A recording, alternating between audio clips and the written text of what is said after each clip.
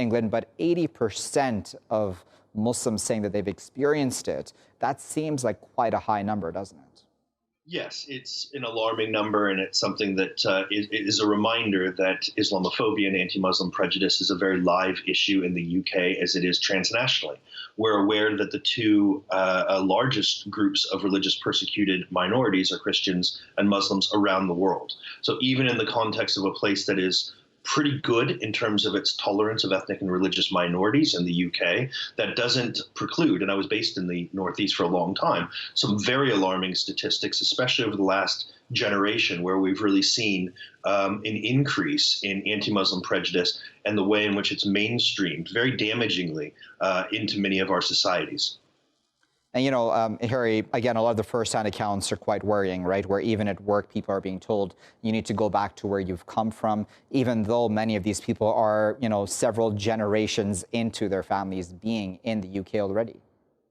Yeah, for me, it kind of speaks to, well, in a sense, contradictory trends. I feel like, in a sense, Islamophobia has been blurred out as an issue that was, in a sense, particularly extreme something like 10 years ago, but it's now morphed into a new form where we're still seeing these highly prevalent kind of contact incidents with Islamophobia or racism, for instance, in the Northeast, but it's somehow evolved. But then I think in more recent years, as a result of things like Brexit and the kind of validation of rightist and far-rightist narratives on immigration and identity, we're seeing the ascendancy again of these kind of older tropes related to Islamophobia that are perhaps re-emerging in more recent years.